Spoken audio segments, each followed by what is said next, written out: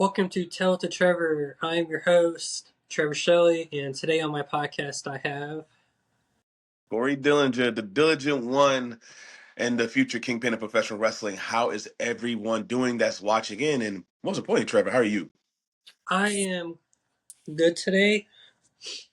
Did a episode with a guy before recording with you down in Florida, Nice. which he's a second generation wrestler, and I was like, okay, that's pretty cool. I never had a second generation wrestler on the show, and hearing all of his experience on down in Florida in wrestling coming from the Dominican Republic. So for me, it was really interesting to get someone from over there, his perspective of wrestling That, over here. that's pretty cool. That is pretty freaking cool. Yeah. I know I just uploaded an episode with R1, which you're familiar with on GTS. Yes, I am. He was a fun person, especially talking about gaming and all that. I can believe that. A lot of us who are in the wrestling industry or the community, we all have that. I call it that inner child in us, Yeah. to where like we're playing games and stuff like that. Like I would be lying to you if I'm not a gamer. I actually am. I actually play more of Street Fighter. I know a lot of people are not a fan of that game, but I recently bought it, Street Fighter 6, and I was like, this is worth it. It's Yeah. bringing back my childhood nostalgia, even though there's new fighters and they still old fighters and characters. So it's like makes things a blend of, possibilities. Yeah. I was noticing about that AEW video game that came out for the consoles. I was like, okay, this brings me back like to my dad pulling out his old games where they were on the Atari. Oh, my. On Atari? Whew. Yeah, Yeah, that's taking it back. That's taking I gotta take a guy drink of that water. loves playing those retro games, like the games that you have to go hunt down. Yes. Which for me, there's a store called the Grid over by me that's uh, works with Goodwill, where people bring in their old consoles, their games, their computers, TVs. And first time I walked in there, there was maybe 4 aisles of just PlayStation games from PlayStation 1 all the way to PS5. Damn. And I'm like, when I tell myself I'm going to spend maybe like $30 in the store, a good box full of games. Nope. Walked out with like $200 worth of video games just from 200. my childhood. Well, I almost that, have every WWE game for the PlayStation. every single one. Almost all of them. Yep. Jeez. Kudos to you. Kudos to you. I was like, I don't know if I had the jetpack or something. Like buying these games for like $3 a pop, brand new, brand new casing, sealed up, no stickers Man, on the CDs. I could say that definitely could be potential nostalgia depending on which one was built, which one of them are. Yeah, Well, that's good for because you, man. I went with my dad. He went there with me, and he was like, "Do you got this game? We used to play it as a kid, and it was WWE SmackDown. Shut your mouth. The one with The Rock on the cover." Right. And me and him played it for roughly 2 hours inside that store. Damn. And the guy told me, he's like, we just sold like 4 copies while you guys were playing that game, right? And I'm like, I guess people like these old vintage games as much as I do. Well, you have to understand, man. Like the video games was like the best thing where people to actually bond with. Like it's not like how today is where the internet is internet and you can game somebody across the globe. Sometimes just having somebody right next to you talking Right. smack was like the closest thing you could have a pickup game at a park with a friend. Exactly. Because, like, me and my brother, we play NHL every new game that comes out. Right. And as me and him are both hockey players, 100% those games, you will hear us throwing F bombs, any swear word you can think of trying to make each other like crack under the pressure. Man, And I remember it was like 2 weeks ago we played each other on the Xbox on his system to the point where I heard my dad walk in the room say, "Hey, you guys are grown adults. You guys should not be like talking like you guys are teenagers or kids playing video games." And I'm like, "Look, we've been playing hockey against each other since I was 14. right. So almost 15 years of playing hockey against each other. So I told him, like, anytime we play against each other, it's always us, the feud that we had in hockey is back on. And every game, I would try to, like, make him crack under the pressure of, like, I'm the better brother of hockey. That is, I'm not gonna lie, to me one of the most beautiful things I hear because Yeah, usually I'm an only child, so yeah, and well, let me say that for my mother's side, I'm an only child, and let's just say when you have rivalries with your siblings, yeah, those like those ways of you bonding without even bonding, like you're not even trying to say, "Oh, we're gonna do this together." It's just like, "Hey, grab the sticks." Okay, right. that's it.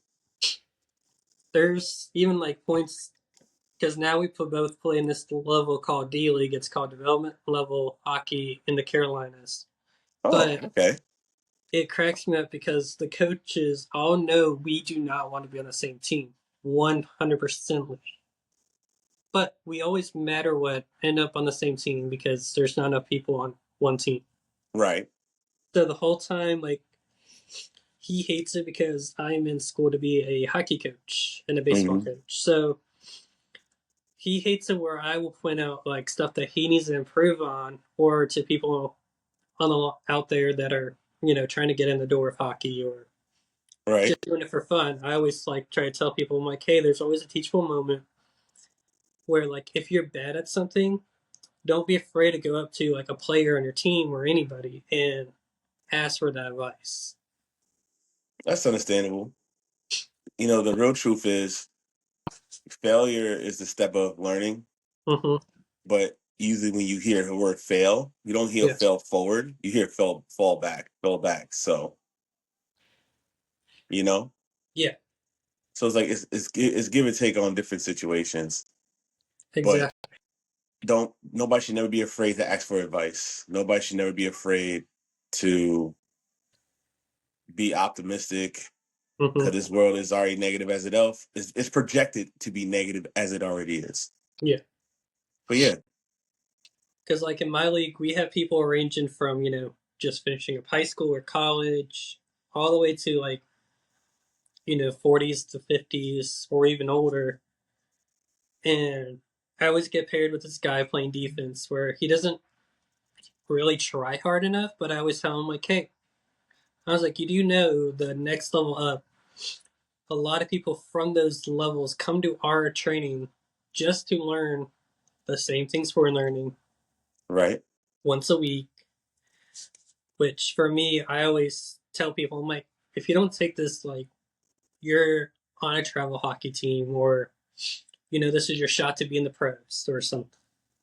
Mm, Because for me, being a guy that's done high school hockey and has been to tryouts, training camps, and all that, people always expect, like, oh, you're gonna be that good. You've had tryouts with travel teams, and I'm like, not really. The only thing I'm really good at is my speed, and I will 100% not lie about that one because I'm a guy where if I got the puck, I don't care if the other team's coming at me. I will spin around them just to get around them. okay. All right, you ready to start some wrestling questions for you? Oh, I think I'm ready for those questions, brother. Yeah, let's do it. What sparked your interest in the professional wrestling industry? What's really funny? Um, When I was a kid, I loved WWF wrestling because it was something that I can relate to. yeah, We all like violence in some shape or form. but it made me realize that I can be something that is entertaining to others. You know, people cheering, classic roar, all those things. Correct. Uh, but how I got into wrestling, it wasn't me pursuing it on my own. It fell in my lap. So I was actually outside of wrestling. Basketball was my thing, Yeah. basketball and baseball. So town didn't have wrestling like that. So I was like, I'll just take the basketball. And I tried football. It failed because of a stupid weight limit. Whatever. Now they don't have weight limits in football. Go figure. Yeah. And yeah, when I was in college, I was playing my 1 year semi-pro, and I got kicked off. I not kicked off the team, but the team got disbanded because the owner stopped, and I couldn't get signed on another team. So some of my friends that I hung around with started talking about wrestling, and I was getting back to watching wrestling again and realizing like a different eye of wrestling. Like I knew wrestling wasn't this full projection that people have when it says like it's quote unquote real. It's real. Don't get it twisted. But it's it's theater. And I had Yeah. that mindset. So I started talking to some guys, and one of them offered for me to start wrestling. I looked at them like y'all nuts. I don't know about this, and they just said just come to the place. And I went, and the rest is history. I haven't looked back.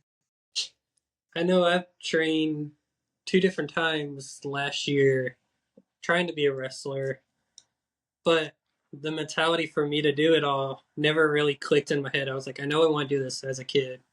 Hmm. But, the more I fall in love with like either coaching or doing my own podcast show, which we're coming up on our 1 year anniversary of this show. Oh, congratulations, man! And, every time I record, I always tell myself, who's the next big thing I could bring onto the show that would, spark people? Right. So with me, growing up watching wrestling, hearing all my dad's stories when he was a kid at watching WCW in person, Hmm. and telling me that, he dated one of the producer's daughters for WCW and got to, meet a lot of the legends from WCW because of that. Hmm. And Okay. there was one story he always says, and I mention it all the time on this season that we're on, that he went to the bar with Ric Flair, the Road Warriors, and a bunch of others. Hmm. And Ric Flair walks in the bar and says, "Around for everybody."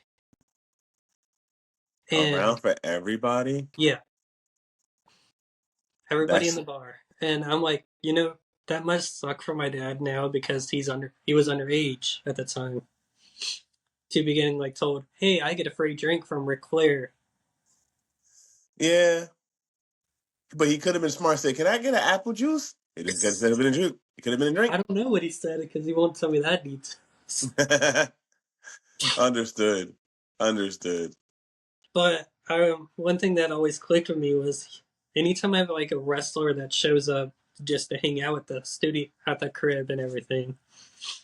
And I always Hmm. tell him, I was like, tell him your WCW stories back when you were a kid. And he'll go on for like 3 hours 3 hours? just about his stories. Sheesh. And I was like, I don't know why you didn't just like write a book about your stories with WCW because, my opinion, I think that would be a really good book. You know what? I think yeah, it would. That should be a pretty good book. Because there's no really like people telling about their stories in a book. There's always like podcast or Right? you go up to a wrestler from the past mentioning the story. Mm, that's Like true. I met Zaya Brookside at WrestleCade last year. Hmm. Well, now 2 years.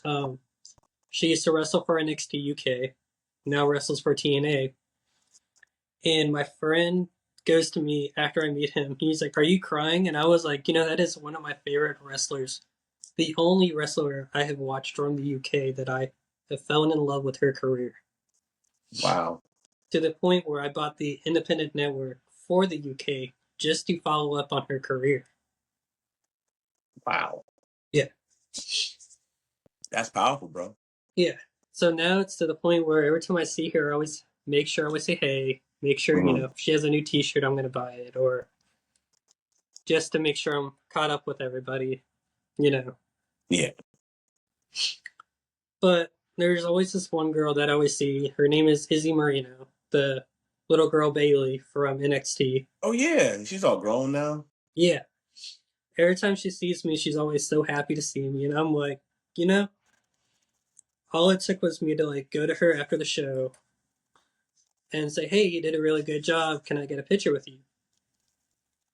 And she was Hmm. like, I remember you from last year. And I'm like, all we had was like maybe a 2 minute conversation. Just 2 minutes. Right. Because she also had her family there too. Ah, yeah, yeah. That's And I true. didn't want to be like the rude person that's going to go up and be like, hey, can I get a picture? And so I was like, I let me can just get start a that. conversation, see where it goes. And, it's the last day of the event Hmm. because they hosted the day, first day of Black Friday to that Sunday. So 3 whole days of wrestling. Dang, that's a lot. Like they'll bring in, last year they had Mick Foley, Lex Luger, Ricky Steamboat, the Hardys, the Dudleys, TNA's roster, JBL, um, Farouk, um, I Ricky mean, the. Ron Simmons. You can't say Farouk anymore. I'm kidding. I'm kidding. I'm kidding. I was gonna say that's the one I remember, but That's valid. If that's the one you remember, that's valid. I remember I was like, I'm gonna go talk to Sting because he knows my dad from. I can't see if he remembers the stories. And I walked right down the escalator, and all I see is a line like wrapping around the whole level of the floor. And I was like, "There's always next year. I'm not gonna go wait in a 4 hour line Hmm. right before TNA starts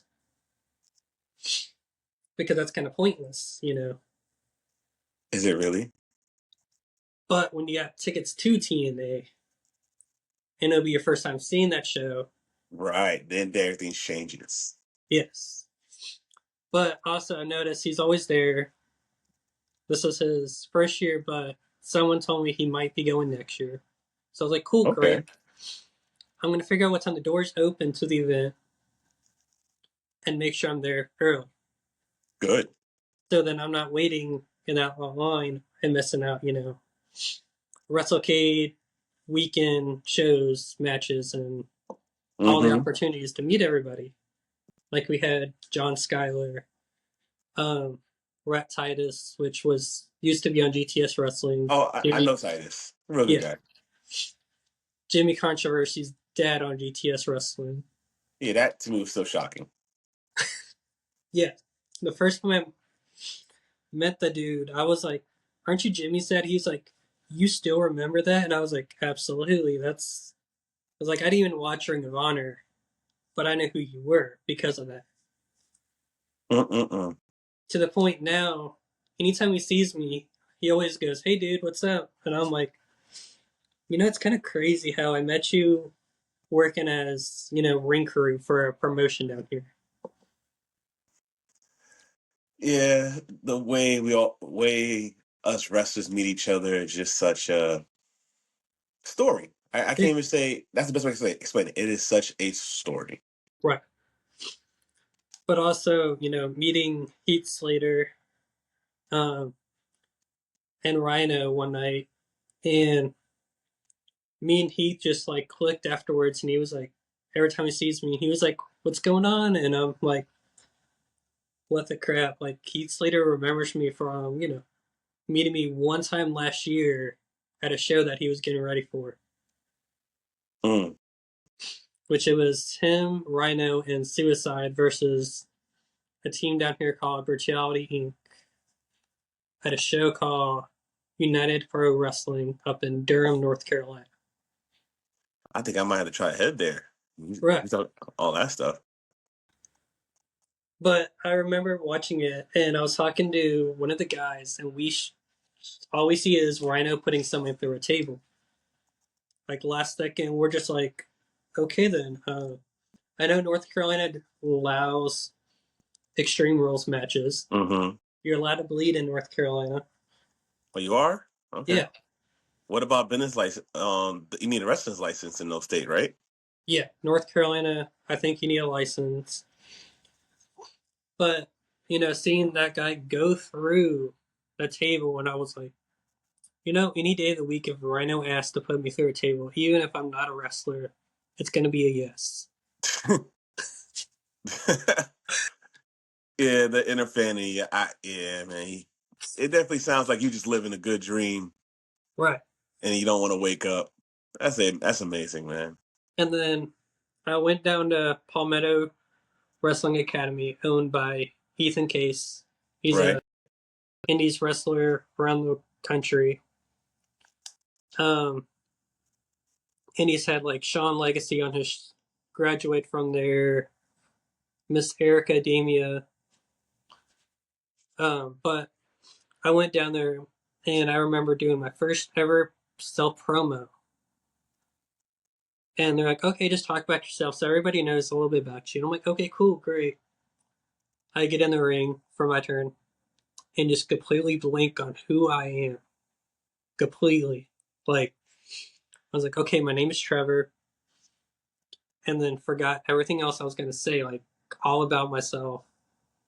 I'm a hockey player, 3-time champion for House League, you know, and all it turns into me is just calling out everybody in the class, the coaches, the champions, and they're like, it's a self promo, right? I was like, yeah, I got in the ring and just blinked.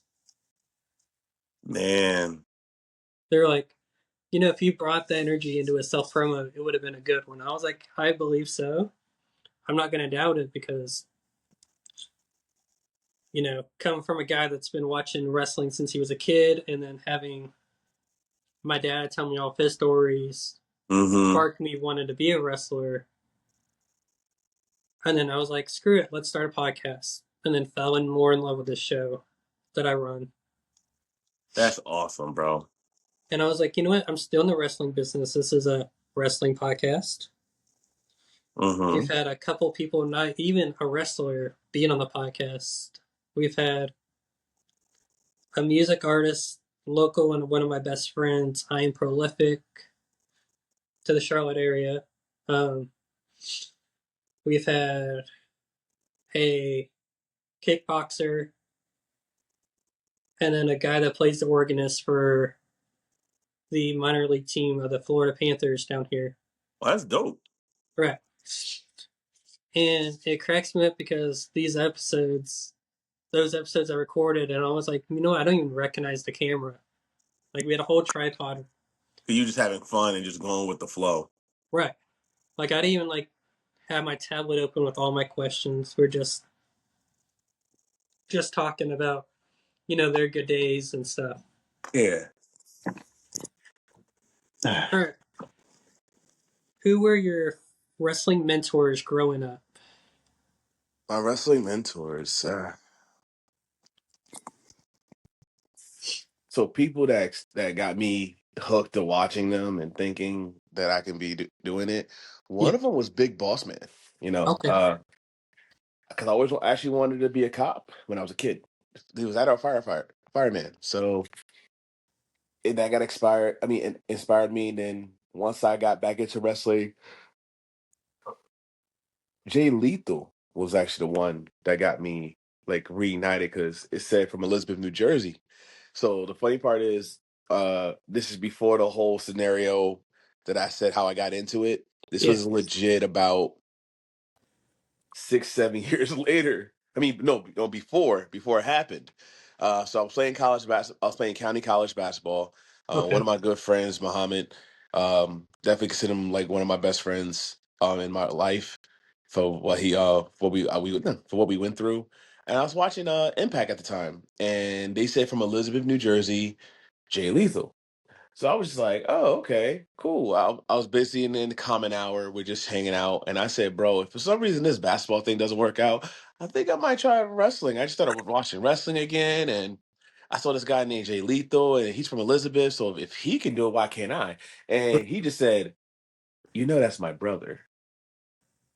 I was like, what? like you know those movies when you be seeing like the flash image of both people. Yeah. That's what happened in my brain. Like on the spot when he said that, I was like, no, and I'm like, oh yeah, he's right. And then years later, I ended up starting wrestling. Told him, and then I got in touch with his brother a few times, and it's pretty cool. Was Yeah. it at that time when he was rocking the Macho Man gear and No, everything? this is right before Okay. he started doing the machismo. This is like maybe months before the introduction, him having an identity crisis. Okay. So that was before I started watching him, but I will go ahead and go watch it right after this episode. And Like I said, like if you want to see the growth, or like really see growth from a character and things work, like yeah, seeing him from what he started with the team, with the Impact to what he does now, yeah, that's living in the world of wrestling. That yeah, is embracing and growing in the world of wrestling. yeah. 100%. I believe it. Another person, you know, that I've seen, not in, well, I've seen in person one time, Johnny Gargano, like how his character works. Hmm. Him and Champa's, chemistry with the Indies, bring it into WWE. Both used to be on Ring of Honor, Yeah, which I think a lot of people forget about. because it was a short run. If I was correct, I was really a diehard ROH person, but that's because it was a short run, wasn't it? I believe so. But, the one thing that stood out to me, that's Johnny's that family guy, but, when he's with Champa, there's no family, it's just brothers. But technically, they're still family. Yeah, That's fair. That is valid right there. because for me, I have my set of wrestlers for each show that I have to, like, always root for, even if they're, like, the bad guys. Hmm. And I remember going to an indie show down at PCW, the wrestling circuit for PWA. And my friend tells me he's a heel after the show, and I was like, "Oh, I've been rooting for you the whole time." He's like, "I'm a bad guy. You're supposed to boo me." And I was like, "Look, I don't care if you're a heel or a good guy. I'm still gonna cheer for you. It's no matter what." I was like, "I Yeah, support you. It's gonna be, yeah. We've all been through that. I think any wrestler who's been through that, you have your friends and family support you, and they're supporting you, but not the way you expect them to. It's like yeah, at the end of the day, is support is support. You can still do your actions in the ring, and if they respond a certain way, then that just helps create the character that's being right." made right in front. That's how I look at it. But I was like that in my early years of wrestling, going like, man, like you're so cool. I'm like, bro, I'm being an asshole. It's like, but I like you being an asshole. I'm like, whoa, okay.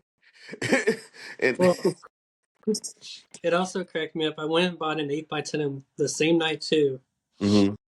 and I was like, "Here, I'm gonna buy your 8x10." And he goes, "Okay, cool." And I get home just noticing what he wrote in the corner. It said, "Do the dishes."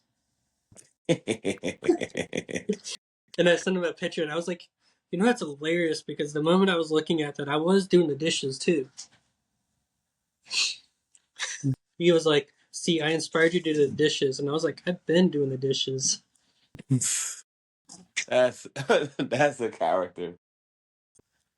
That is definitely a character. All right, what was your first wrestling match like, if you can remember? My first, you talking about like live show, or we're talking training? Your first live show. My first live show was, I can remember it very well because I was supposed to wrestle Damian Priest, Okay. but it did not go the way as planned. Back then, he was known as Punisher Martinez. Yeah. Um, he crossed over to Monster Factory that day, so I wasn't able to wrestle him. So I wrestled a guy named Sol Del Oro, Okay. and I remember that match almost by heart because it was the straight full experience, no pulling punches, just go at your face and just feel it out there. Yeah. And I had a blast. Like, did I get the win? Unfortunately, no. But like the stuff that I did, it made me it made me see the confidence that I have. Like, hey, I can go further with this. It's like it's not as hard as people think. Well, let me take that back. I'm a little gifted on that, but it is hard. Yeah. But it made me realize, like, hey, I got a knack for this. I think I can make. We're gonna go further, and I just kept going, and it's just where it is now. I remember it's kind of like the same thing for me for ice hockey. I was like, let me give it a shot. What's the worst I can do? I'm going to play my first season. I get, as a kid, you get signed to a little kids league team, and I get in the locker room not realizing like four of my best friends were all on the same team as me. Hmm. So everybody goes to me and they're like, "Oh, I didn't know you play ice hockey." And I was like, "Oh, it's my first year." They're like, "Okay, cool, great. Don't do anything stupid." And I'm like, so if you guys know me personally, that's kind of hard not to do. I will go out there and be all healing. I will talk my mouth. Don't you know the person? Right. Will 100% go and start talking trash to them. So I get on the ice, start doing that, and one of my teammates he's like, "Man, you get some anger for your first ever game." And I'm like, it's not really me being angry. It's just the fact that like everybody on my team's the travel kids player, minus me. Right. And I'm like, I gotta do something to, make sure I stand out for, oh, it's his first game. A guy that's been doing soccer for, 4 years Hmm. and won gold medal and won silver all those years. Congrats. So, but everybody goes, what, soccer wasn't good enough for you? And I was like, look, I was the good luck charm of every team. So to the guy that, always acted like he was fighting Power Rangers when a soccer game's going on and everything, they're like, you don't care about the game. And I was like, look, I got forced to play soccer. So to the point where my parents asked me, what do you want to do? And I was like, let me try hockey. What's the worst can happen? Right. And now, still do it to today, help out people as much as I can while going supporting the Charlotte Checkers, the AHL affiliation team of the Florida Panthers, Hmm. the current Stanley Cup winners. As much as it kills me because I'm a Predators fan, Ah. but at least I'm uh, not a Flyers fan. what's wrong with a Flyer fan? My dad's a Flyers fan. So that's the problem? Because of your dad? Exactly, and then my brother's a Hurricanes fan. Man, if I told you what fan of I am hockey, you look at me weird. Let me guess, the Devils. Nope. Nope. Okay, which is it? Islander. Okay, I'm not gonna say nothing bad about the Islanders just because I have a friend that's on the minor league team. So until he's off the team, I'm gonna keep my mouth shut about what I hate about the Islanders. Listen, like I already know the Islanders are not. They're like almost like the Cinderella of the NHL right now. Well, Yeah, actually, for a while, for a long, long while, and I ended up working at the Prudential Center where the Devils play, and I grew to like the Devils, but it's for me, it's like ever since they leave, I hear fans saying it's a curse. They should have never left. It's the Prudential Center curse because there's always a potential that they fail. I was like, sheesh, that is rude. right. And I remember back, like, same thing with that. The Checkers used to play at Spectrum Center, which was called Time Warner Cable Arena, Right. the home of the Charlotte Hornets. So everybody would go to me that I knew that on the team. I still have roughly 3 friends that still play for the organization Hmm. from back when I was 15. Right. And it's crazy enough that I look like one of the players, just with a beard. So he got a goatee, long hair, and everything. And I was like, look, I got the short hair and the beard. You can't change it up. I was like, if not, that means I technically get a minor league contract because if you get hurt, no one's going to know the difference. Man, Man, that sound. If I was a writer for a movie, that sound like a Disney Channel exclusive. Right. But it also cracks me up because he just got signed this year, and I went to his first ever practice of the year, Right. and I was like, "Hey, do you remember me?" And he was like, "Man, you grown all up." And I'm like thinking to myself, I was like, "That's one way to say you're old," but yeah, okay. And he What? was, and he was like, "I mean, I've known you since you were like 14," and I'm Damn. like, and I was like, "Okay, I get it." And I was like, I still remember in 2019, me and a bunch of guys went to their skating event, and I went up Hmm. to one of the players, and he's like, "Look, you're a miniature Trevor Carrick." And I'm like, "Oh my gosh!" So I was like, "You guys still remember that?" Of course they're gonna remember that. It's Right. the impression you get. They say life is all about impressions, and sometimes your first impression will stick on until the next one is given. Like for me, I remember a friend telling me after they met him, and they're like, "You know his nickname is Smiley, right?" And I was like, "I get that. He's always smiling. Every time I see him, he's always smiling." And I just think it's because, he's known in the Charlotte area for hockey from a guy that owns his own maple farm up in Ontario, Canada, called Carrick Bros. That's cool. So for, everybody telling me, here we go, show you that spit it Noise. of me being 14 and him like 20 something. I can say something that could be very content out of content. I'm going to say it as a warning. That could be your dad. Right. That's your dad. It still cracks me up because some of the guys that still play, they're like, "So when is your like official debut for the league?" And I'm like, "Man, if I could still play in the minors or Mm-hmm. even try to make it in the minors, I would absolutely." Mm-mm-mm. They're like, "So you just write off of his fame then?" And I was like, "Is it really his fame if me and him, look alike?" Your rebuttals, man. Yeah. Your rebuttals. That's a All right. pretty cool story. I ain't gonna lie. That's a really cool story. Yeah. What are your goals for the future in the wrestling industry?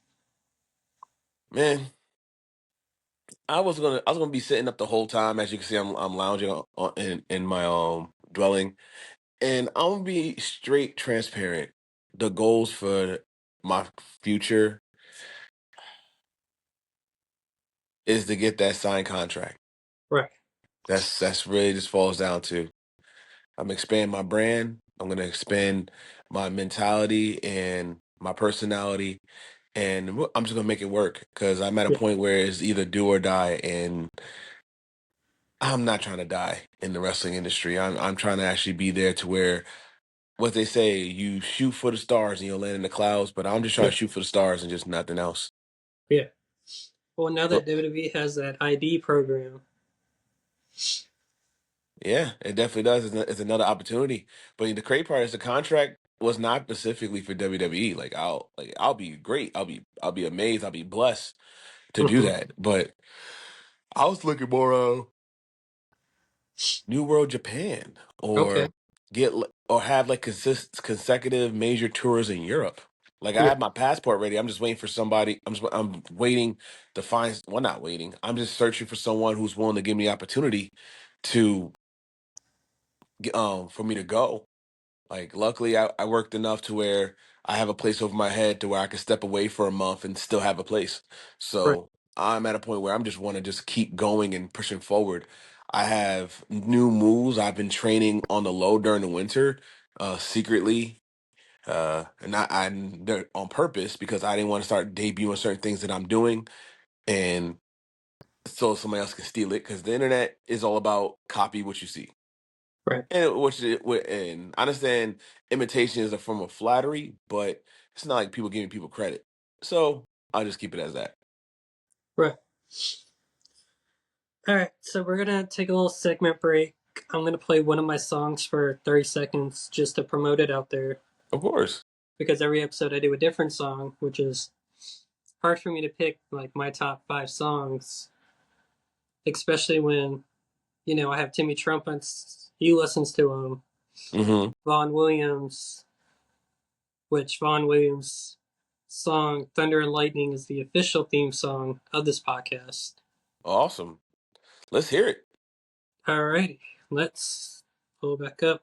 The song is called "Beyond the Stars." We just talked about going for it. Let's go. Right. That's why I was like, this is a perfect song for this.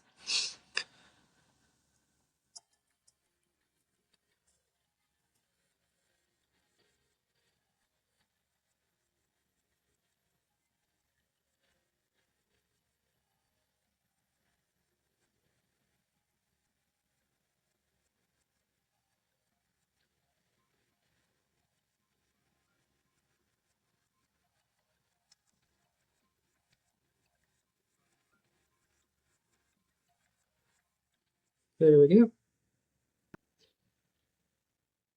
And I'm gonna give a little, background of that song. And it was originally I made that song trying to be a wrestler, Mm-hmm. and I was like, this would be great for a theme song because I wanted to be a high flyer.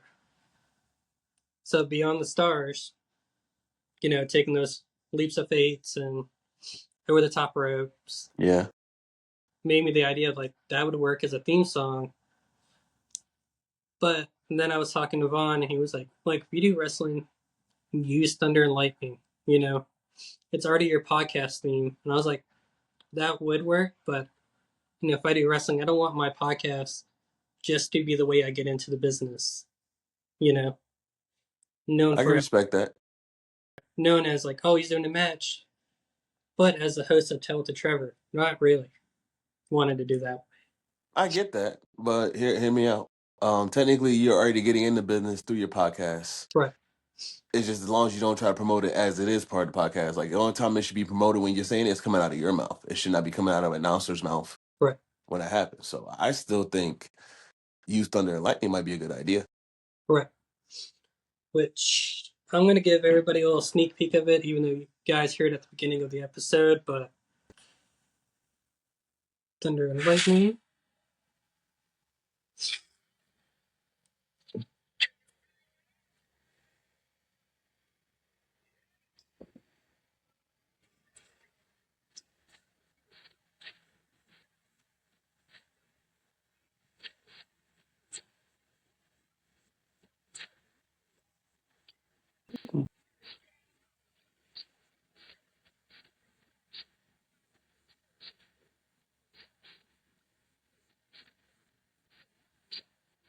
There we go.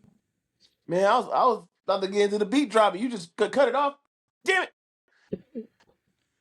Well, see, it cracks me up. My original theme. If you remember the song that used to be on Raw called "Born for Greatness," Of course, yes. Of he course. used the Which same artist that wrote that. I know. I know. I actually know that artist. Well, no of him. I ain't gonna say I know him personally. Okay, so me coming up in the wrestling industry, coming up with theme songs I wanted to do. I had roughly a 3-hour playlist of what I wanted. 3 hours. And then the more I listen to wrestlers at shows and I find out like they're using those songs, and I'm like, great. Can't use those songs because it'd be kind of weird that I'm on the same show as that person. It happens, bro, but sometimes you just gotta do it. You gotta still make it happen, you know? Exactly. All right. Can you describe your wrestling persona or character? All right, I can't. It's me. How, how you gonna describe me? Uh, that's real simple.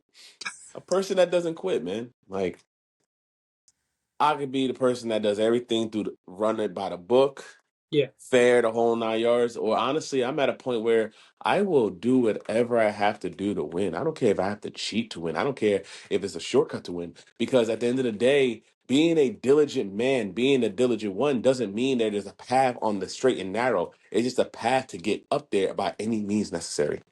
Right. And it And actually cracks me up. I got one of your T-shirts right, upstairs in my room,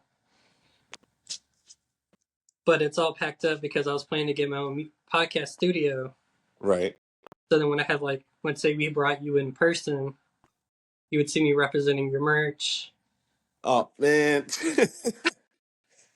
And I remember a friend telling me, he's like, so what if you do one in person, like at your personal house? And I was like, I've done that with the episode called Hustle and Flow, which is Hmm. with Jordan Holt and Zay Vega. They are known in the Carolinas, as I know of. But they are also, the two guys I can honestly bond with. Just the moment I met them, I was like, these guys are chill. Right. And I was like, if these guys recommend me to a school, I would 100% take their advice just because I see how they wrestle. Right. Jordan Holt is a high flyer,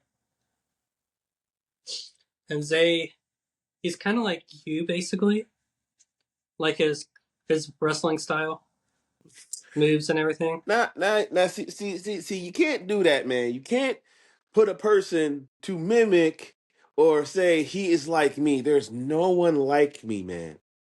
So now, because you said that, I gotta find out: is he really like me, or is he an imitation of me? Because there's a difference. There's a huge difference.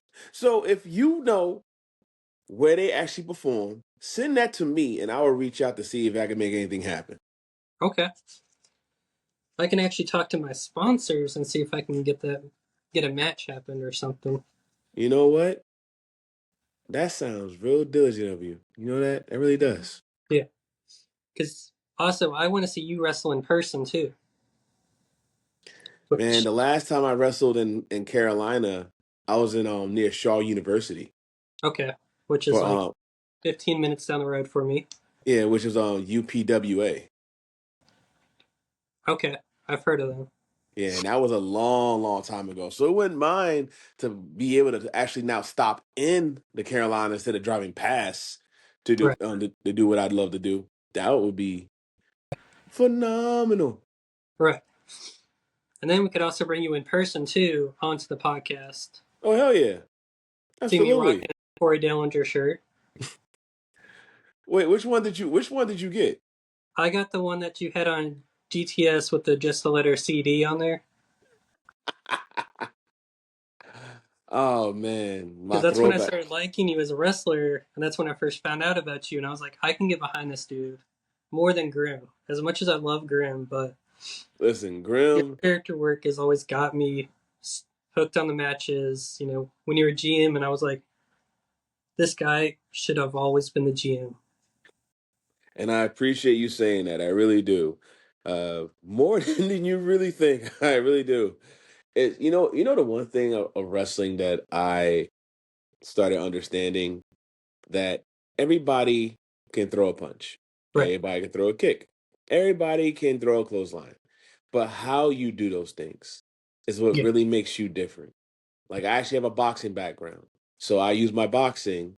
Well, it looks more of a Street Fighter character. Hence why I'm a Street Fighter Yeah. fan. Uh, I put those things together to make myself stand out and just be more distinctly different than other people, and it Okay. works out. It really does work. But just knowing that I put that much factor into you to say, hey, for you to say, hey, I like this guy. You know, it means a lot. Yeah. Because for me, certain wrestlers like stick out to me. Like for Johnny, his moves, his gear, they're always like he had the Marvel gear, the Iron Man gear. Right. Same thing with Tegan Knox, Mm-hmm. Candice Relay, and Tommaso Ciampa. Same thing with Kenny Omega, because he always does the phenomenal gears when he was in New Japan. Yes. It's so funny. I've been a fan of his V trigger, but for some reason I don't like using it. Yeah. Like like one time I did hit it on somebody and they said he's out, he's done, he should be dead. And I'm like, no, Well, I don't like using it as a what happened? finish. All right. What were we saying? I said I don't like using it as my finish. Yeah.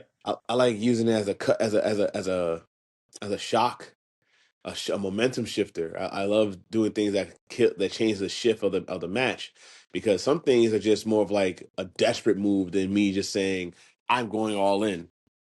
Right. See, for me, And I have myself on. We good? Or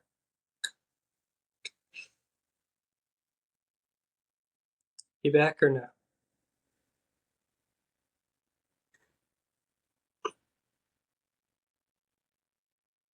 All right. You there, Corey? hey, you've been going in and out. I'm not really hearing you. Let's see. I'm gonna cut the Wi-Fi off on this phone. Okay. Okay. So, like for me on 2K, I made myself on there, and my comeback is Johnny Gargano's comeback. Right. Well,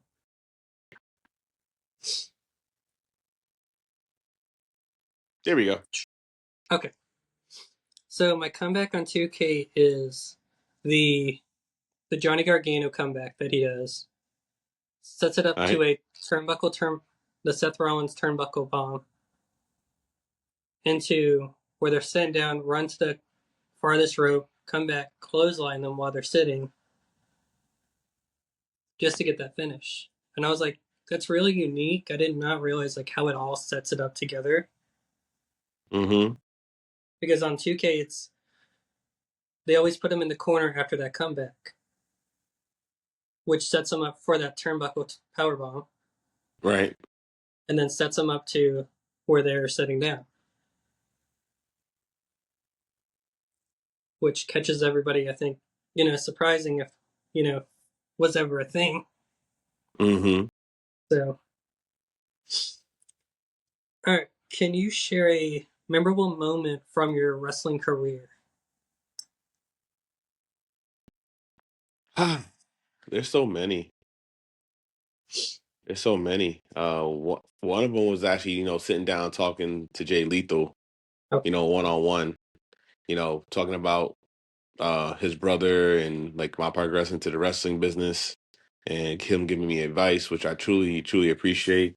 I remember a time I was actually in the locker room with Jimmy Fly Snuka, okay, before that whole controversial thing happened and getting his advice and things like that.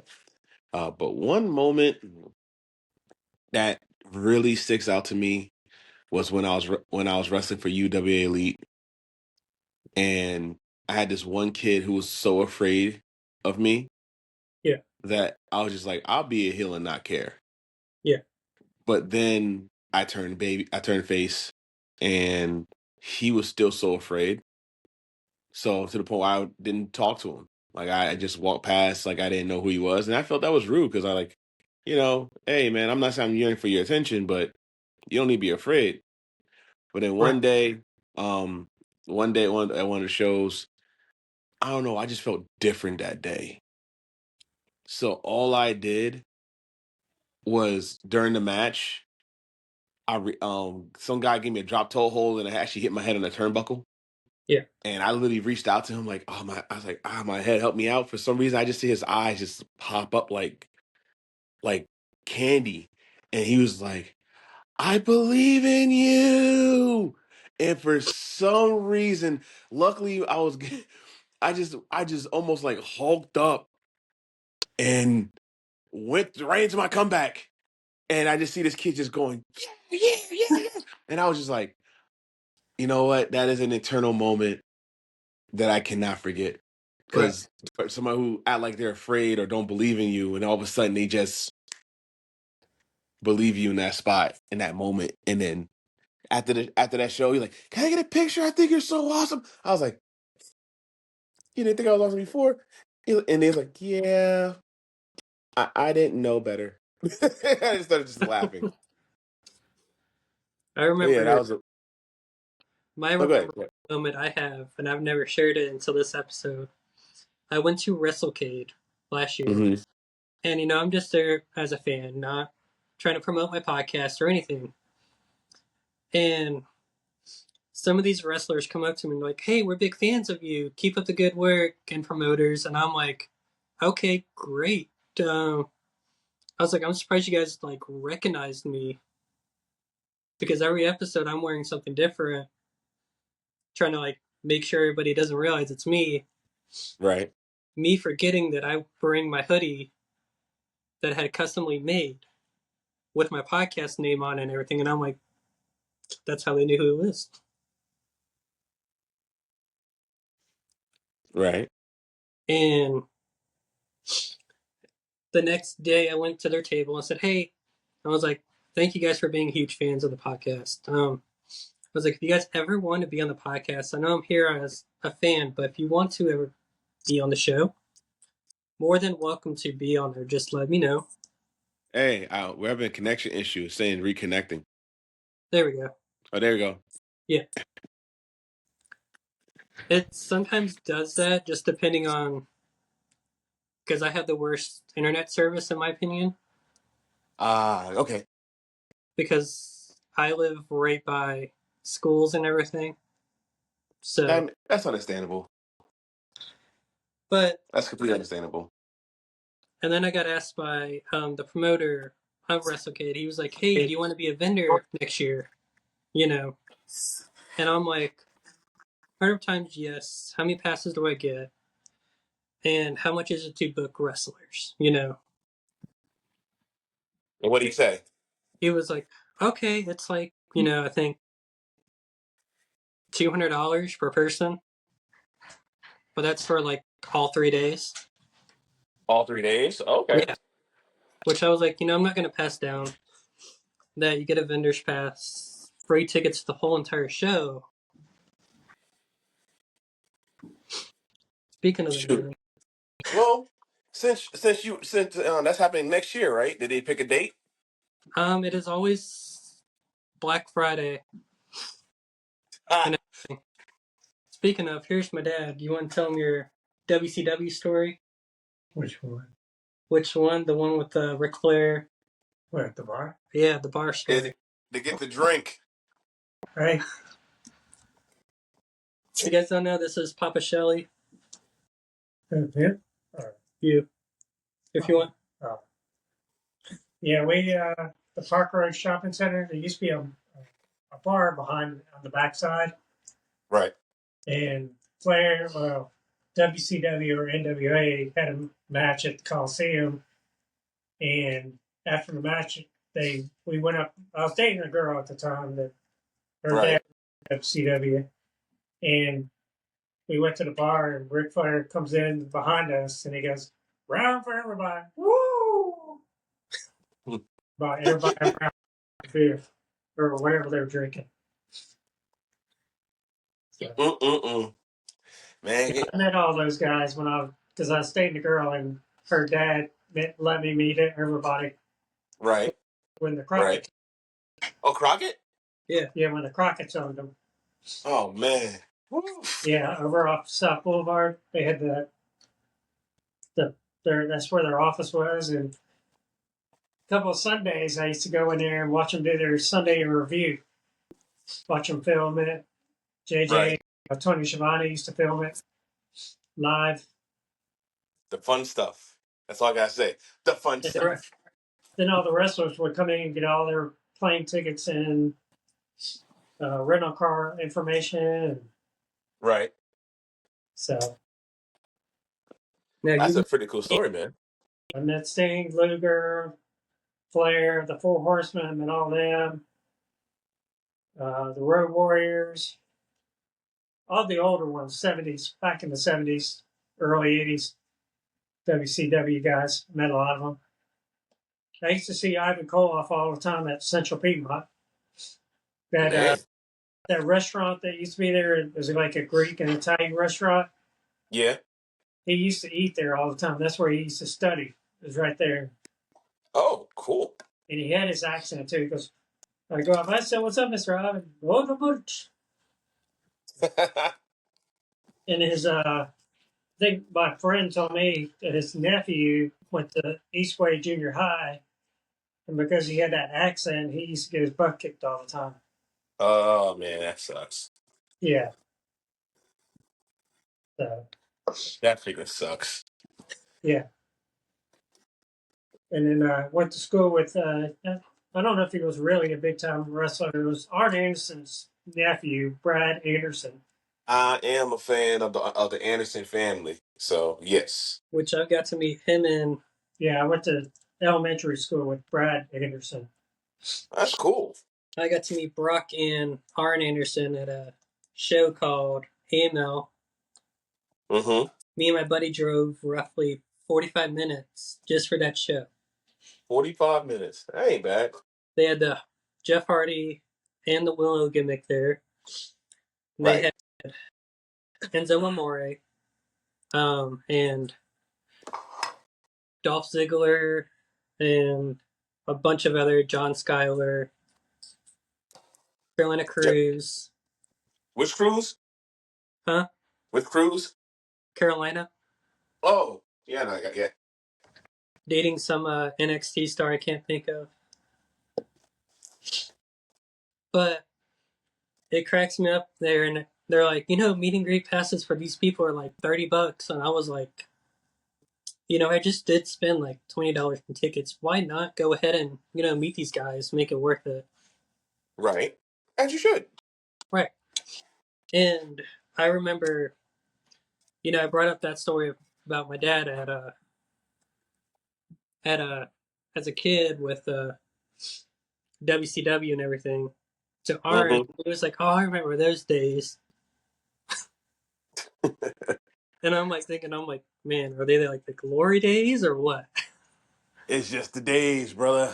Yeah. It's just the days. You got any questions for Corey? Where's he wrestling? He wrestles. He's been in Europe, wrestled. Has been on my favorite YouTube channel, GTS Wrestling. And what other promotions, Corey? Sure. I have wrestled for ECPW. That's where I started from in New Jersey, to where I wrestle at UWA Elite in New Jersey. I've wrestled down in Georgia for Platinum Championship Wrestling. I've wrestled in Indianapolis for Devils Championship, Concord Wrestling. And I've also wrestled in Arizona. And I'm just trying to expand more. I did Delaware, Maine, a few other places, and I'm trying to touch back with PA. Haven't officially wrestled in Europe yet. I'm working on that right now because that's Okay. one of my bucket lists. And I wrestled in New York at multiple companies, In North Carolina. and North Carolina with UPWA. Recognize that promotion? No. Do you remember a promotion called PWX? No, actually, that's my first time hearing it. So it used to be a big promotion down in the Charlotte area. Right. And, they used to have like MJF on there, uh, Johnny Gargano, Tommaso Ciampa, uh, John Schuyler, and a bunch of other big star names. Right. But they would do their shows right outside of the Panthers arena. Oh, okay. So like that whole parking lot was PWX's shows that they would do it. Which I was lucky enough to get trained a little bit by one of the stars, Ethan Case. So for that opportunity, I was like, hey, it's great, meeting him. Still need to get him on the podcast. Any luck? Not yet. I'm just have to DM him again this year to see if, Well, listen, I'm going to use this episode's endorsement. I want to see that happen. I want yeah, to see you get that interview. because I want to get that like the history with PWX and all these big stars that he got to wrestle that he clicked with. Right. And then, do you know a wrestler named Rob Killjoy? Yes, I know Rob Killjoy. I have met that dude so many times last year. Just a 1/3 of the Ugly Ducklings. yes. He has White Mike and can't think of the other guy, but my buddy was telling me on it when he was doing commentary. He's like, "Do I look like White Mike?" And I'm like thinking to myself as my buddy's telling me the story, and I was like, if you got to ask yourself that question, you probably do look like the person, You just don't want to admit it. right?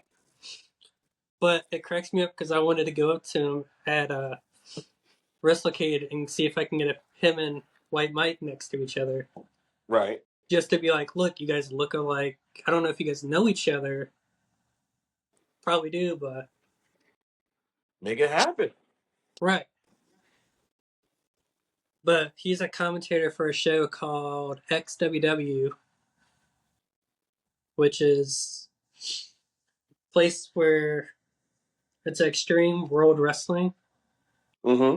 So, they bring in like these big stars. Heath Slater's been on there. But he has kids. Right. Sorry, I couldn't help myself. You're good. I remember I met him and I was like, how's your I don't remember how many kids you got, but I know it's a lot. How are they doing? And And what? he was like, oh, they're doing good. I was like, hopefully Uncle Rhino's treating them well and everything.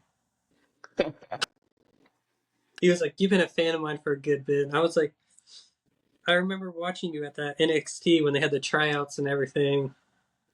If you remember that. Oh, of course I remember that. The first doors of NXT Yep. when they made it to like almost like a somewhat of a reality show segment. Which, in my opinion, that was like a fun thing to watch because they gave you eyes on people that you didn't really think of that could be wrestlers that turned out to be really good wrestlers, like Bray Wyatt as Husky Harris, Yep. Even Daniel Bryan as Bryan Danielson.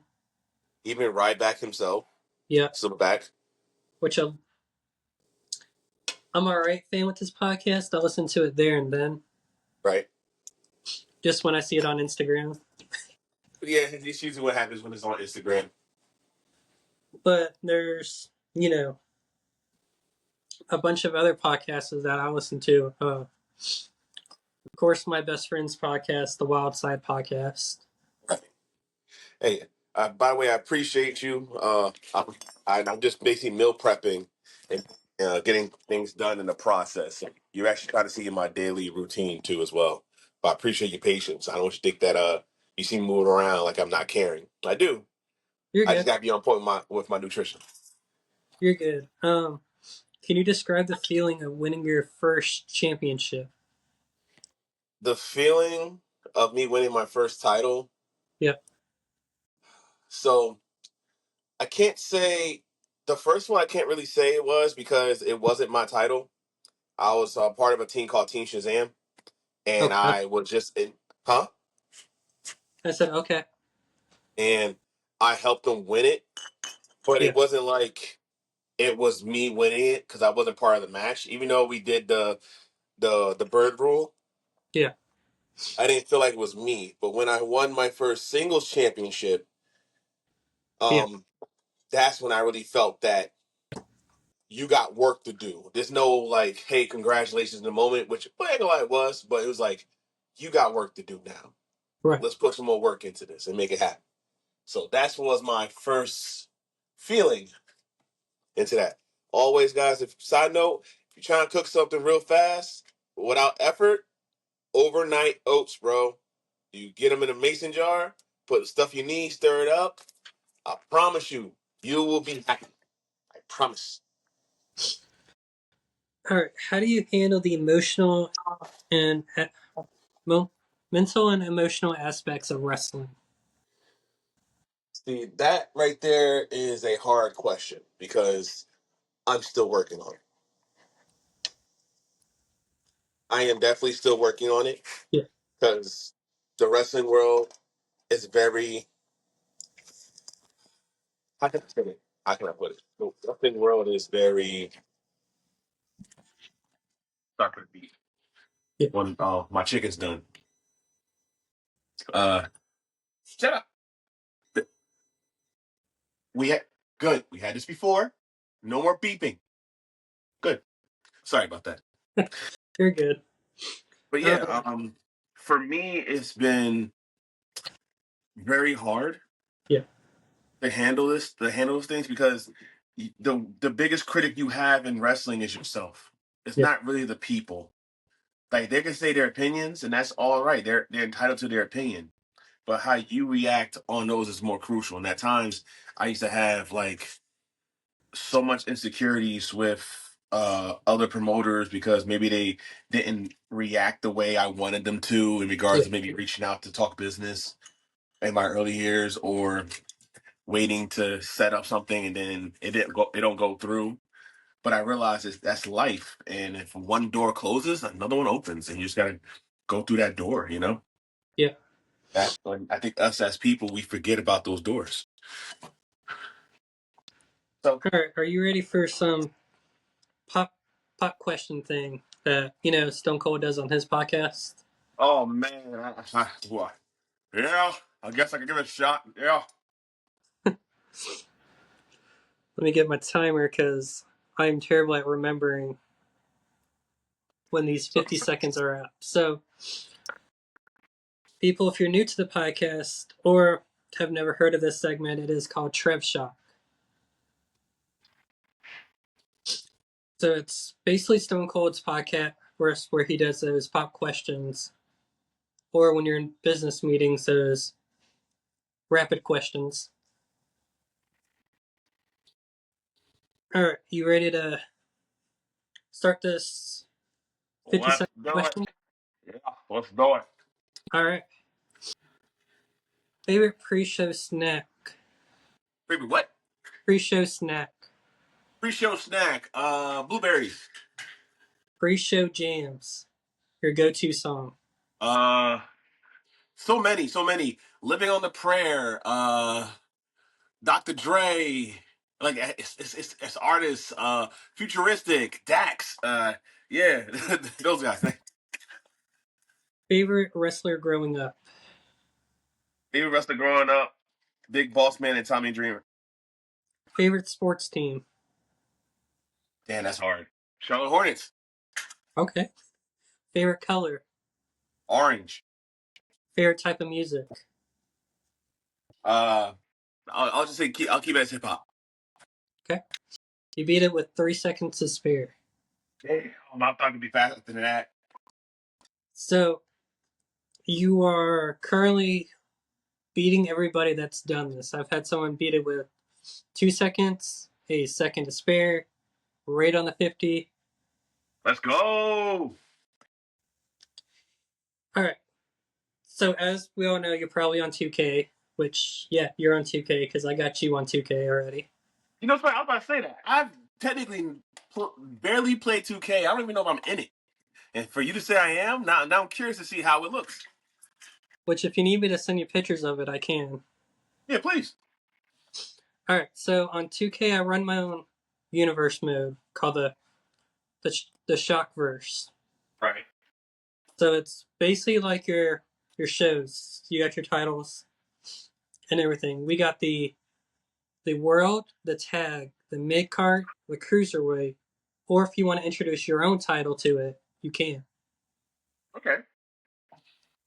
Hmm. You know what?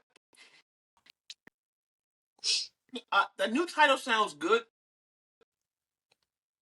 You can never Um, have too many belts. huh? You can never have too many belts. Especially look at AEW.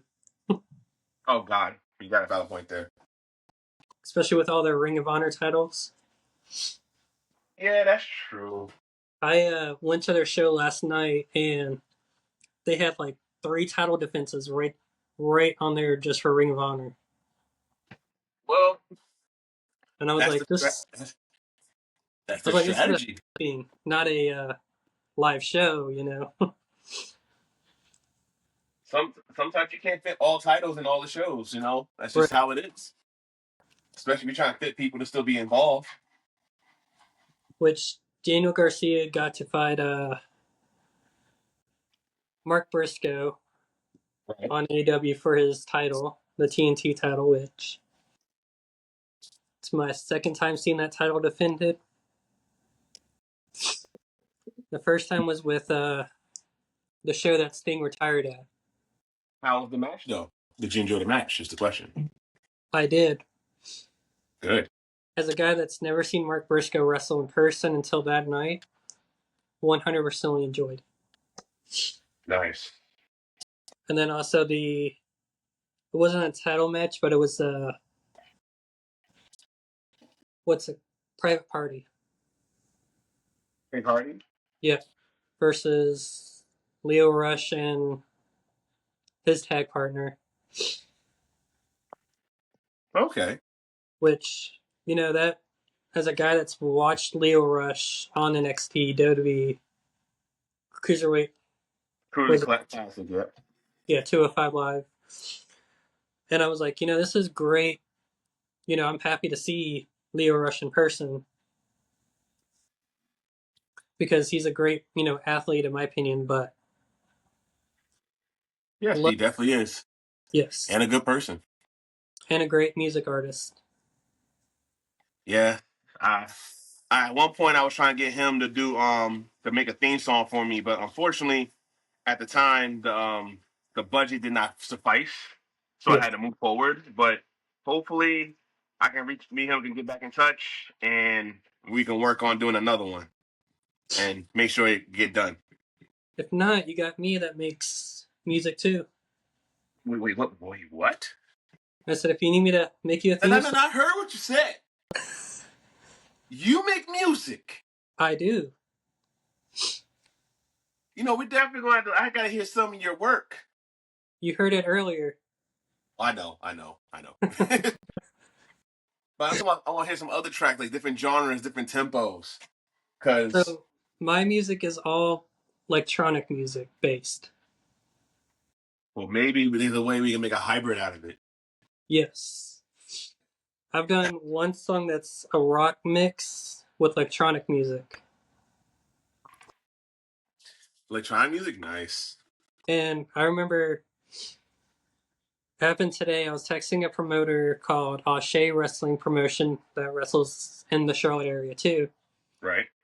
And, he was talking to me about, hey, we got a new upcoming wrestler. Would you might want to make a theme song for him?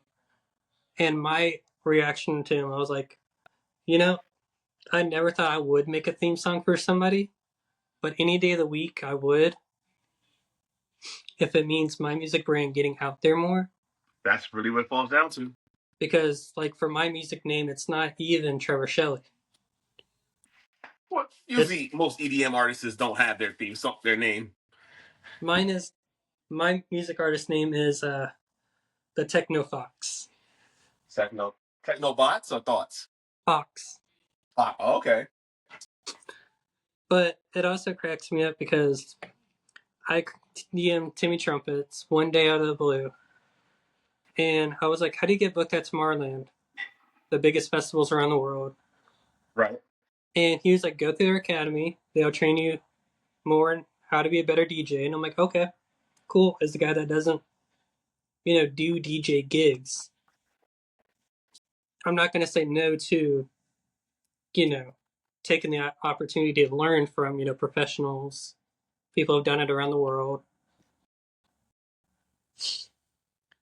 But there's, one artist I wanted to learn from, but he died, I think, a couple years ago by the name of Vici. Okay. Which, guys, if you have not seen his documentary on Netflix, 100% would recommend. It's a good documentary. And, all right, where's, can you, I mean, no, here we go. What I'm advice here. would you give to an aspiring wrestler? Say that question one more time. What advice would you give to an aspiring wrestler? Oh, there's too many advice, But one thing I'll say is keep your ears open, keep your Yeah, mouth shut. And I only which, say that because you got to sometimes make the best decision that's for you and being aware of what's going on instead of you trying to get everybody to hear you is yeah, sometimes not the best move. But you got to pick and choose when for people to hear you. You can't just always listen and think that something's going to happen. right, That's all. exactly. Which 2 episodes before your episode, we actually had someone say the same thing too. Mm. Can Well, you there you talk go. about a significant rivalry you had and how it helped grow as a wrestler? So I had two rivalries Well, one major rivalry myself, as an individual, a singles wrestler, um, I was with this guy named Hedges. His name's Andrew. Good guy. We tagged together to take over, like two hefty people just handling business, and we called ourselves the Designated Hitters. We wrestled this young up and coming group or team. That's how they broke up, but they're two separate stars themselves, which is Jordan Oliver and Casey Navarro. And they won the titles back, I believe. No, I'm sorry. They won the titles, and then we got them back. Then we wrestled another team called Bull Jackets. They beat us twice, and my partner turned on me. And we ended up having such a rivalry where it was like we are making our moment now. And I cherish that so much because it made me understand that you make the moment that you have now. Don't just worry about saying, oh, this can happen, that can happen. No, just make that moment. Right.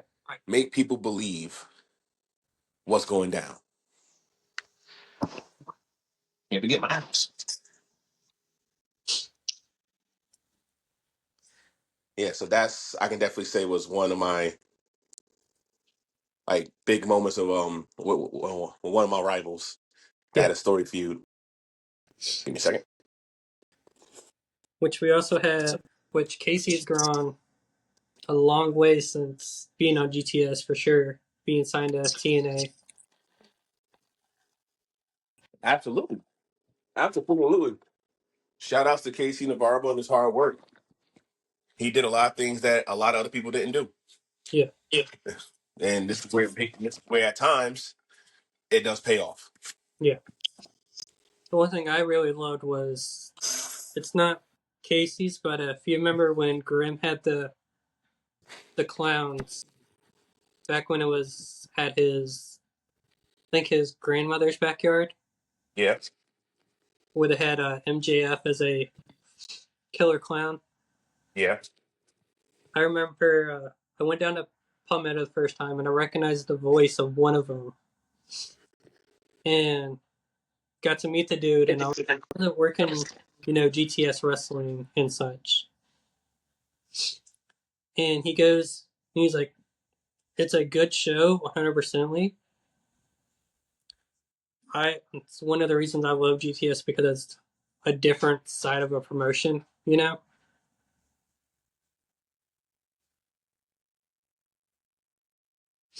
But after the era and with those, kind of, I guess, since Grim got his clowns, himself as Uncle Rowdy, and trying to do the Wyatt Six storyline on GTS. But I remember trying to. There was a storyline. I think you might remember. It was the red van where they try to use a van as a wrestler.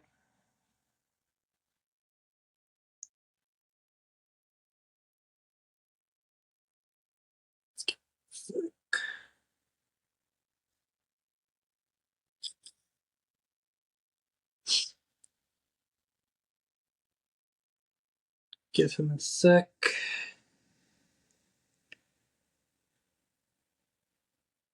Corey, you got yourself on mute. I don't know how that happened.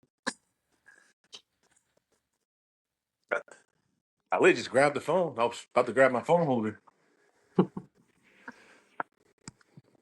So all you saw was my shirt while I was cutting up my apples for this overnight oatmeal. Yeah.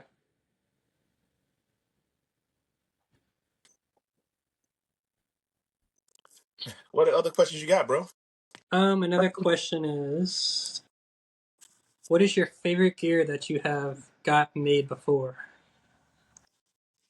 All right, let me go see if I can pull it out. Okay. All right, let's see. By the way, I have a crazy shoe collection. I'm a sneakerhead. You can look at my closet. Oh, Look like a lot of Jordans. no, Well, Nike. a Nike guy, but that's the bulk right there. Eh. All right, let's see if I can find this gear. Unless it's in my duffel bag in the car. Uh oh, here's one of them. So my last two gears I got made were one of my favorites due to I lost weight, so I was very proud of myself for Yeah, that. And also, I wanted a color that I don't see much people wear that sticks out, and I can still do what I got to do. yeah. So this is wonderful. Okay. I'll lay it out on the couch. It's the same bodysuit that I usually have. I just had a little trimmed up a little bit more. But yeah, Looks like an amazing suit. yeah. This is like the only thing I. This is one of my only outfits I have. I know that when they call me to go on TV, I'm is already ready to go. Yeah. Then another question is, what hobbies do you do outside of the wrestling world? Well, one is photography. Like I said, I'm a bit of a gamer. So outside of Street Fighter, I play Apex Legends. I love actually going on hikes, enjoying nature, no matter if it's good or bad. Sometimes I'll go on a day when it's so cold and so windy that it's not safe, but I won't care. I'll still do it. Yeah. And I'm a car lover, so I'm into cars, like modifying cars. So that's another passion of mine.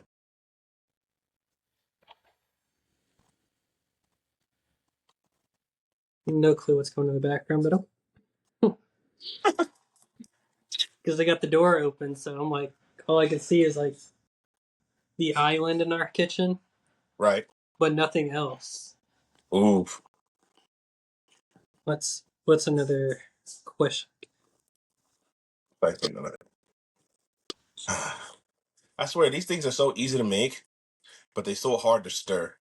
Like the Yeah, ingredients are easy. You just put them in a jar, half a cup of oatmeal, full cup of almond milk or water. After that, you just add your fruit, the protein powder, and it's really just stirring and shaking till it's ready. But you gotta get all of it before it settles in, yeah. and then you just pop it in the fridge. Don't touch it for 24 hours, and then you can have one. I was just looking at the time we're recording, and it's the longest episode I have ever done. Oh wow, we're Yeah, breaking records. We're breaking two records in records. one day.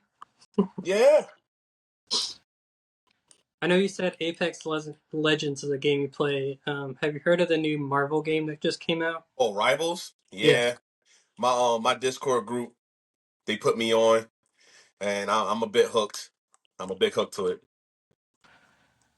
I'm addicted to it. I just try not to play as often because it's starting to become like the Call of Duty, where yeah. everybody's being toxic and all that stuff. So I only got it on my system, but I was like, you know what? Let's see if he knows this game. I know this game. Mm-hmm. Yeah. Oh, I'm on it. Like for me, my games, I usually play like sports games or simulation games. It's a great game that I'm currently hooked on is Farming Simulator 2025. I heard about that. I saw a few ads online. Oh, They have and really I'll improved. tell you this. Another game that I'm into that a lot of people probably throwing off is Yu-Gi-Oh. Yu-Gi-Oh? Yeah, I play the card game, so like Okay. the not the video simulator. I'm talking about I play like legit card game. So I use that to get away when I'm from wrestling. That's like one of my copes, so I can recharge myself. Yeah. Just giving us simple distraction in the process. Yeah. My distraction out of video games is I collect baseball cards. You got the Cal Ripken Jr. I do not, but I have one card that will surprise you. Which one A is that? Jackie Robinson. Which one? It's a all-star set where they forgot to print it, like print the cuts. Oh, the misprint. Yeah. Oh man, that's awesome, bro. So it came like with a whole series lineup and everything, all connected. That's awesome. Congrats. And my friend's like, "Would you ever sell it?" And I was like, "Look, it's going for like $2 million right now. I'm just gonna let it keep going." Yeah, because he passed away, God rest his soul. Yeah, So it's all of this is gonna go up. right. Like even for me, I have one of my friends. He used to play for the Charlotte Knights, the AAA team for the White Sox. Right. Um, every single card he had when he was signed to the minor leagues, from He single signed it. A to high A to double A to triple A, all those cards, and then a couple of them that are signed by him. So I was like, even though for me not getting card signed is not a big deal for me, collecting Right. it's for the fun hobby of It's it. you having it is the main thing. Like if Right. it's yeah, like if there's a minor leagues, I mean a major star that gets signed to White Sox that's in the minors. Right. Of course, I'm gonna bring that card because like one of them, he's a World Series champion for Texas, the Texas Rangers, which I got to meet him, and I think he's the only card I have that's an MLB card that is signed by him. Yep. Versus all the other ones, like I have a Jackson Holiday draft card signed by him, one out Okay. of 15. So for me, like collecting cards, and I go to a card collectibles store near me called Scott's Collectibles, which if you can think of a card set, they probably got it. They have a Right. baseball baseball bat signed by Ronald Acuna Jr. What? Yeah, just sitting in there like whoever wants to buy it. And you know, I thought about it and I was like, that's $300 right there just for that bat. The I'm about to guy's say gonna how much they sell, charging is the real question. huh? I was about to ask how much they charging. $300. 300. Yeah, That seems so a bit feasible. yeah. Which it also cracks me up because my high school was the rival of Corey Seager, Oh. and this whole time, like I didn't even realize he's from one town over from me until I went there, and the guy's like, "Oh yeah, he went to this school." Tell me like the history of the player, and I'm like, "It's like so basically, I just bring any card in, you tell me the history of this dude." Hopefully, That's pretty badass. Not gonna lie. now do you have any trading cards of your own? Unfortunately, no, because I converted mine to Yu-Gi-Oh. But I used to have classic WWF trading cards, and then I crossed over to basketball. I had a Muggsy Bogues and Grant Hill card. One was the rookie card, the other one wasn't. And unfortunately, I lost it, and that's when this skyrockets like $500. I was like, man, that 500 would have been great right now. Some amazing gear made for you. Yeah. There was I have maybe two cards, and it's by they're really old, but they're players from the Seattle MLB. I'm not MLB, NBA team. Oh, the Supersonics. Yeah, Is it Grant? Was it Sean Kemp? I think so. Nice. But I was looking through my cards, and I was like, there's never a team that I have that's from Charlotte. It's always some So other team. so you don't have not one Charlotte Hornet memorabilia. Right, That's a shocker. right. Like even for me collecting baseball cards, it's super hard to get a Atlanta Braves card, which surprises me, or a Chicago White Sox card. I always have to go buy them in bulk. The whole Well, it series. depends. Like, I don't think it's hard.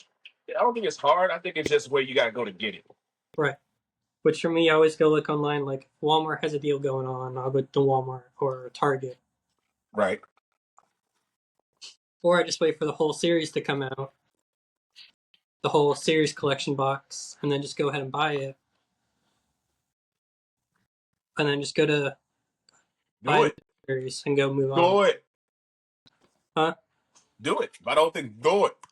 Right.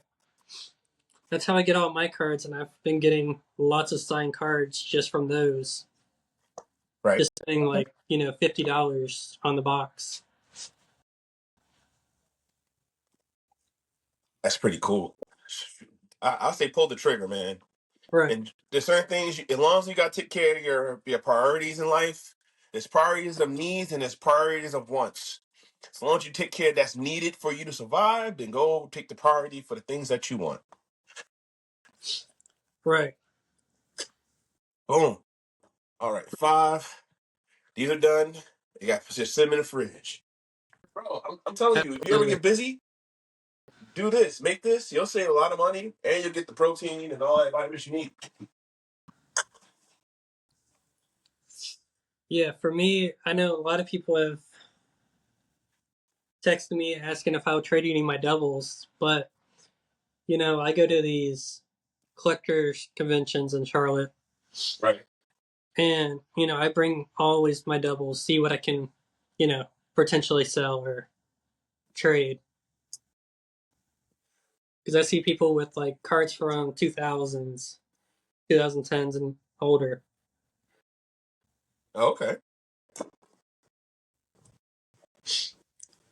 But for me, collecting cards is always like I used to collect hockey cards and wrestling cards back when it was the old WWE logo. Right. When Top was involved. Yeah. But now noticing like how many different styles they have just of one wrestler in those series, it's like kind of hard to keep up with those.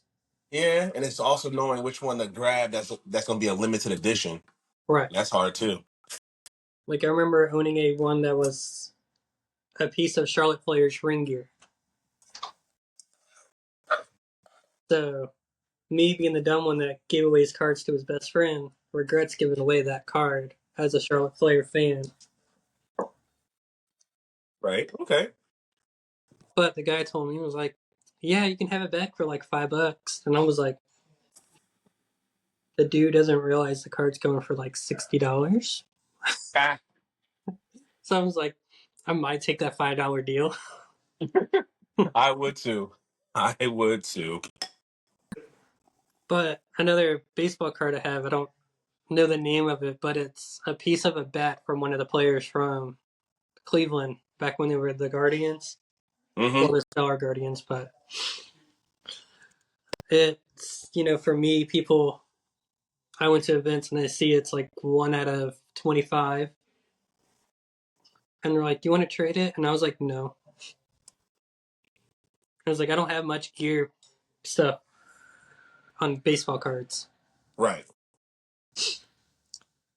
But most parts for me is when I go to shows and everyone asks me, it's like, what's the what's the best I can do, for if I to sell it? I'm like, honestly, I'll just send it to auction and let people fight over it.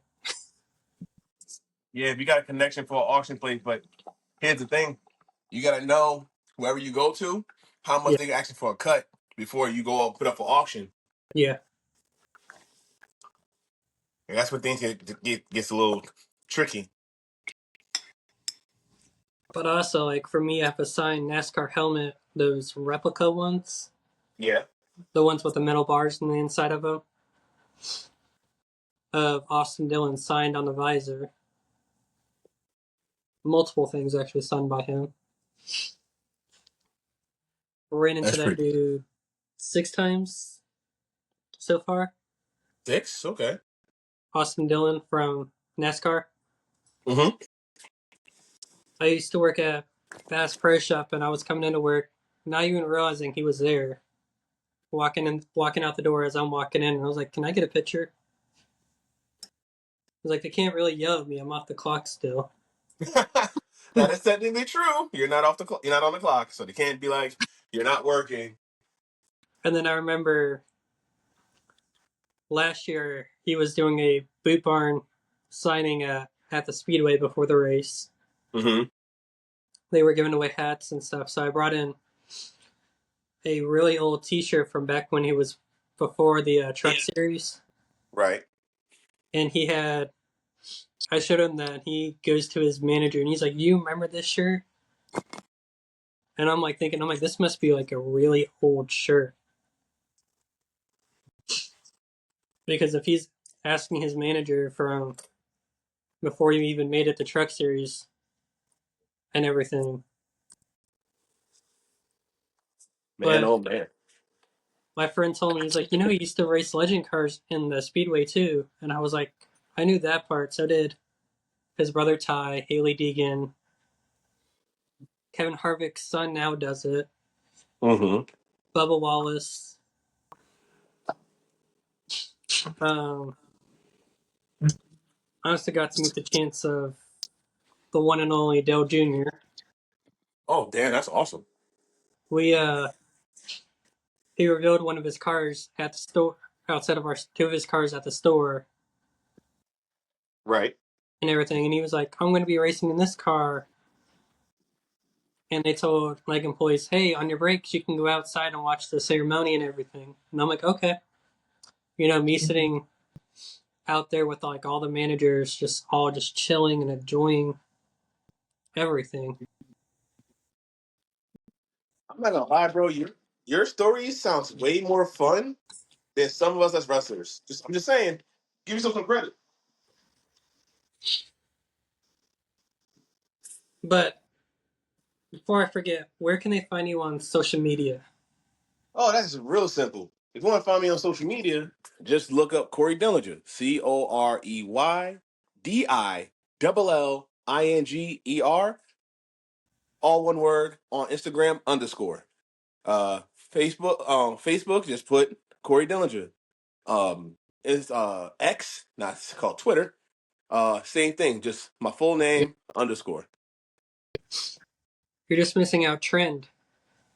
Oh, Trend. Yeah, I didn't see. I didn't jump on Trend because to me, Trend is just a text version of Instagram. Yeah, So I just let the picture do it that way. So I might get on. If I do, you'll be the first one to know. yeah. I was gonna say, if not, guys, if you wanted his Instagram, I can show a picture of it, Yeah, just you can pop up the Instagram, show there, follow, which I already am. which I appreciate. One of the most people I followed since season one, Mm, which we're on our third season. wow, I'm honored.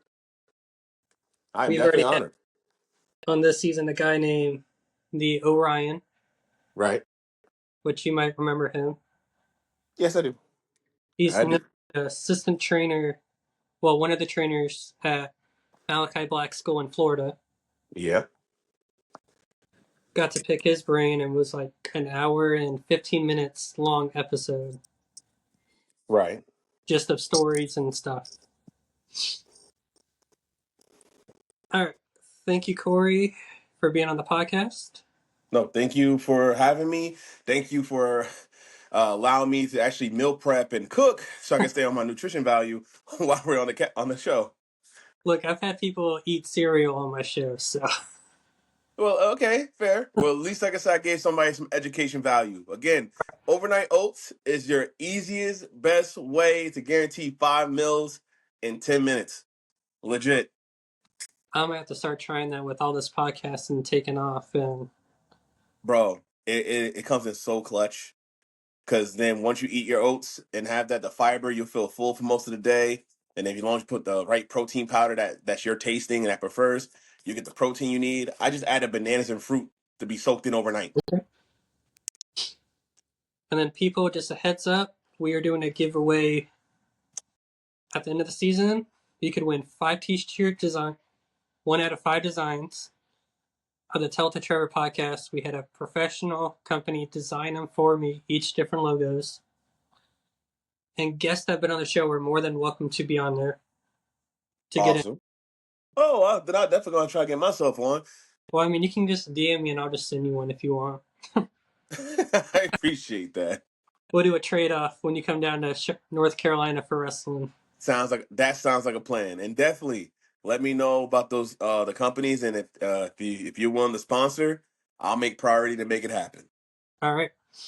Now, speaking of sponsors, thank you, Wrestling Evolution, for sponsoring this season.